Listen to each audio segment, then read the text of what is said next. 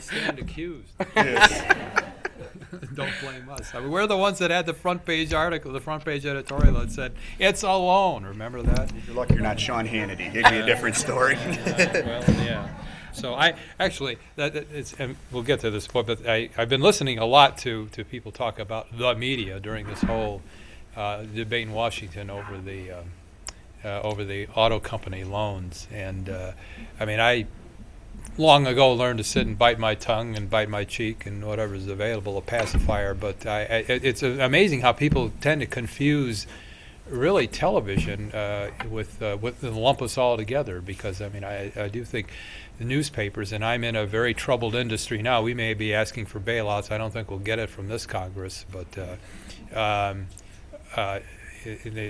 role of newspapers really is significantly different than I think television. And people tend to look at the screaming heads on CNN and Fox News and elsewhere and sort of lump us all together. So I don't resent it. It's just something we live with. We just put our heads down and plug away.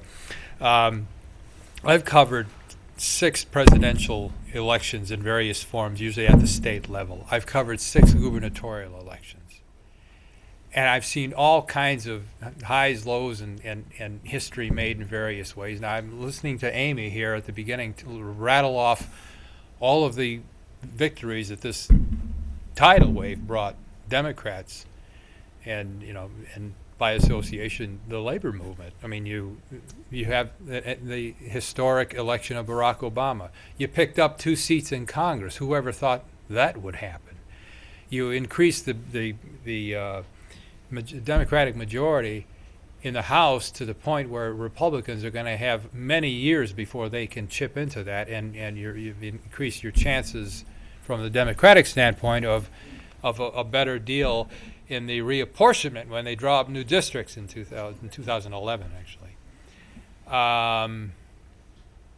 And what did I hear a cheer and applause go up for? Beating the Supreme Court Chief Justice. I have never, ever seen this happen. I mean, I still am amazed by, first of all, by what happened in that race. Because, it takes an extraordinary act, in a way, for a voter to go down that ballot as loaded with the number of choices you had in a historic presidential race, and to go off the partisan ballot and distinctly make your decision, I'm talking about general voters, to oust a sitting Chief Justice of the Supreme Court. Frankly, I still can't quite figure out what happened. Now, I had heard about this phenomenal ground game that the AFL and affiliated unions ran on Diane Hathaway's behalf. We know about the sleeping judge ad, which and I've been talking with groups around and getting various feedback on what a profound effect that had. That was a low blow ad. All right. I mean, I'm going to tell you that any of us who've seen that and looked into it know that, yeah, it was. I mean, but it was a I don't know, it's a cheap shot, but it was a low blow. The thing is, though, Cliff Taylor never answered it. And I'm thinking it wouldn't have taken much. I mean, he had a lot of money. Why didn't he simply run an ad that with him looking at the camera saying, that ad you've seen, it's baloney, it's a falsehood. That would have been a very simple defensive strategy, and we never saw that. So I mean, in the end, part of it was he wasn't a very good candidate. Secondly, you had this again, the ground game going in the ad. But I'm told, and I think that there was a lot of pent-up anger with this court that we didn't really even gauge.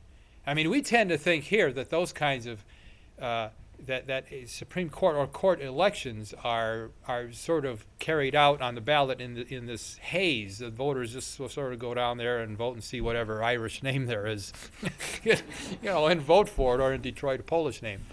But again, I mean, this was a conscious act that took place this time. It was really a phenomenal result to have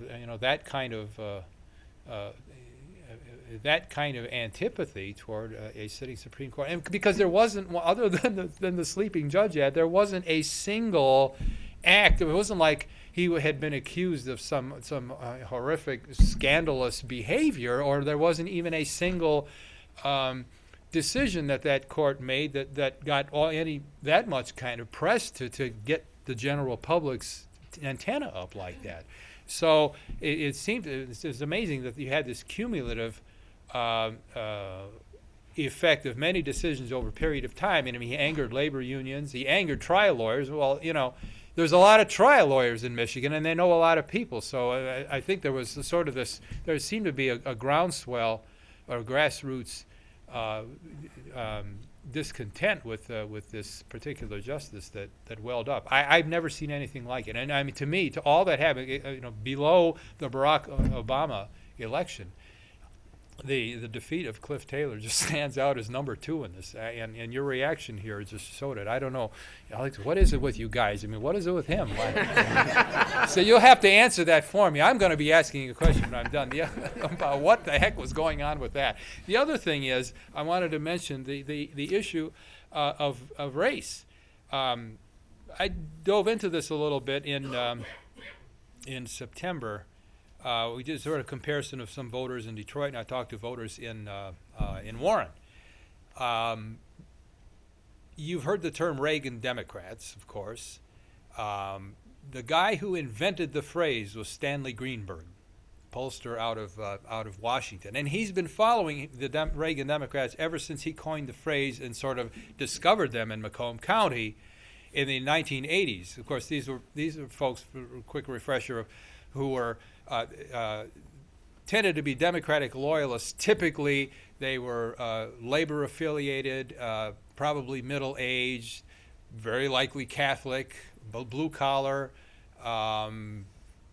tended to be socially liberal, socially conservative, fiscally liberal. But the one thing that drove them, particularly in the early 80s, that created them as a group, was resentment over affirmative action, resentment over federal programs that they thought were unduly advantageous to blacks. So he's been following them through the years, and just in early this year in July, and then again in September, he came out with some new polling of Reagan Democrats. Now, you understand, the original Reagan Democrats back from the 80s are either dead or in large part came back to the Democratic fold. But they're still, I call them sons of Reagan Democrats, okay, or daughters. But one of the things he found was there was still some real resistance to electing a black president.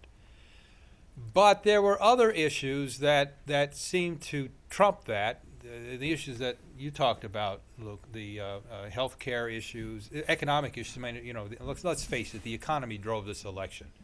I mean, it really did. And if it had not been for the financial meltdown, if it had not been for really a recession that people had been feeling for many, many months before it was officially proclaimed, and before Phil Gramm announced it was all in our head. If it hadn't been for that, this could have been a much, much closer election. So it was the economy that drove this thing.